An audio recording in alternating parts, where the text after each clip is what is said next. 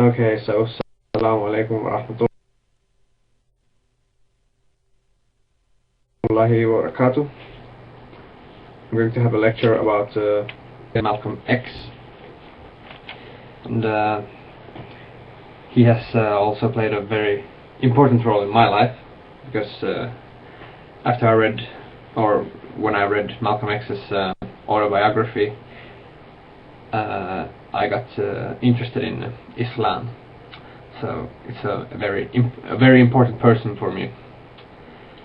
So Malcolm X was born as Malcolm Little on May 19th, 1925 in Omaha, Nebraska, to Earl and Louise Little.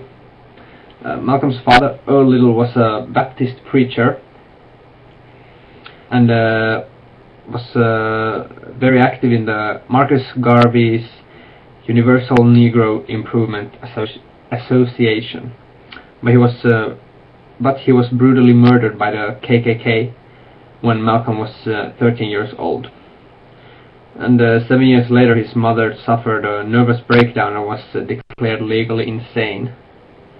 Then Malcolm and his brothers and sister were placed in foster homes. And Malcolm dropped out of junior high school when his teacher commented on his dream of becoming a lawyer as no realistic goal for a nigger, and it was a direct quote.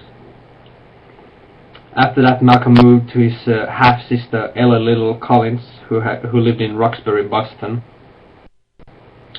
And this is the first time in his life that he had a serious interaction with African American culture. In 1943, Malcolm got a job at the New Haven Railroad and drifted from city to city, and he did a lot of different jobs. In 1943, he got involved with drug dealing, gambling, racketeering, robbery, and prostitution. So he got into seriously illegal stuff. And finally, in 1943, Malcolm was drafted to the military, was deemed mentally disqualified for military service after saying that "I can't wait to steal us some guns and kill us some crackers."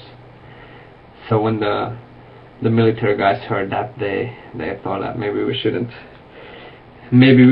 take him on the team. In 1945, Malcolm returned to Boston and started a series of burglaries with some associates, and was arrested and imprisoned in 1946 for 10 years in the Massachusetts State Prison in Charlestown. While in prison, Malcolm's brother Reginald started writing him letters about the Nation of Islam and visiting him and telling him about the nation. In 1948, Malcolm even wrote to Elijah Muhammad. He was the leader of the Nation of Islam.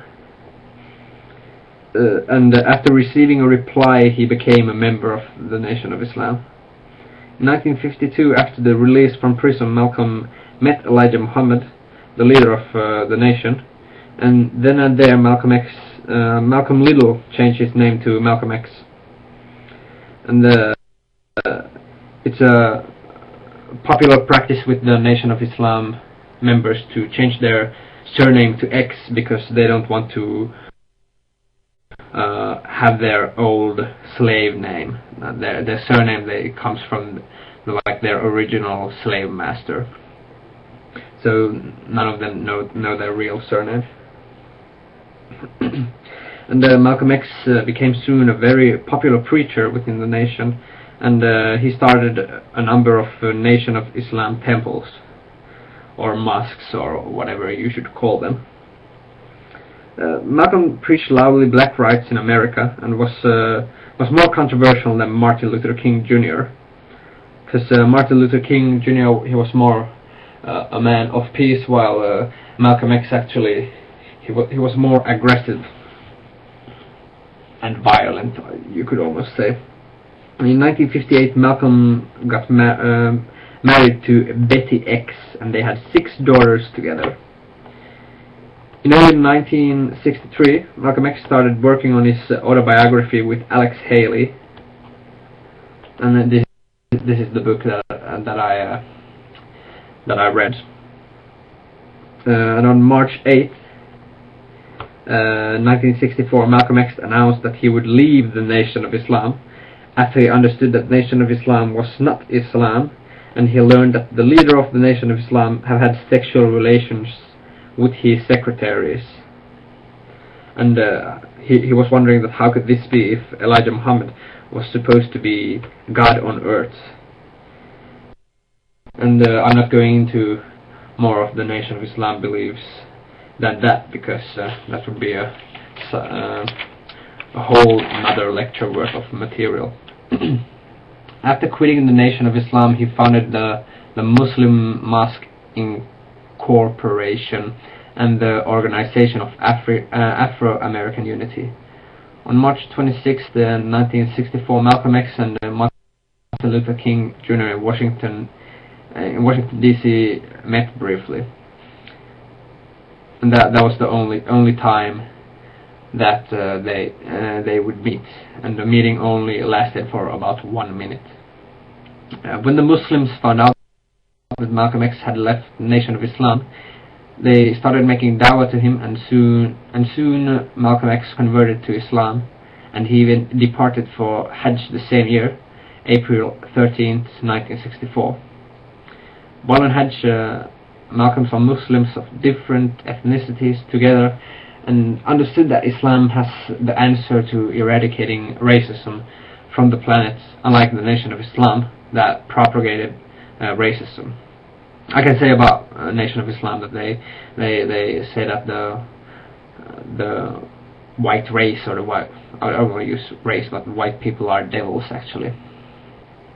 And after the Hajj, Malcolm started speaking out against the Nation of Islam in public, and he started receiving death threats against him and his family. After Hajj, Malcolm also changed his name from Malcolm X to Al-Hajj Malik As-Shabazz, and he traveled to many countries promoting equality among people and Islam. He went to many different African countries and even to Europe and Asia, all over the place. Then the Nation of Islam started conspiring to kill Al-Hajj Malik As-Shabazz and tried to assassinate him by blowing up his car.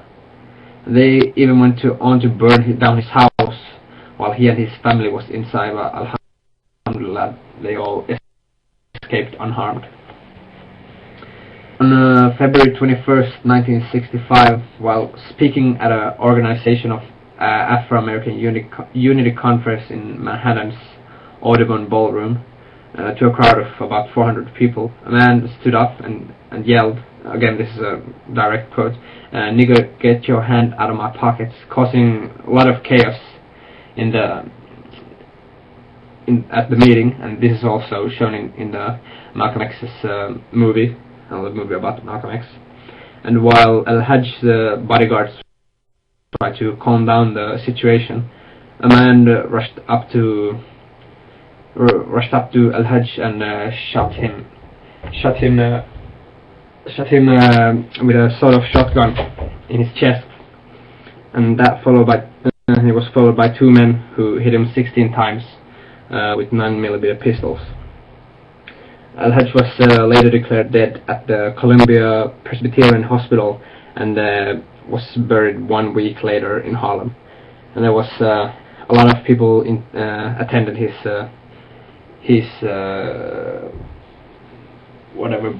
burial. There was I read that there was up to 20,000 people coming to watch him. And so that concludes his life story. And I can say more of him that he was a very, very strong leader for the African Americans during his time, very important figure, and he delivered very powerful speeches. For example, the speech named "By Any Means Necessary," "Field Negro versus the House Negro," and "A Ballot or the Bullet." These are very, very powerful speeches that you all should listen to. And also, I can recommend you the Malcolm X movie directed by Spike Lee, and you should definitely read his autobiography written by Alex Haley. And here I will conclude my talk and move on to any questions if you have any. Thank you for listening.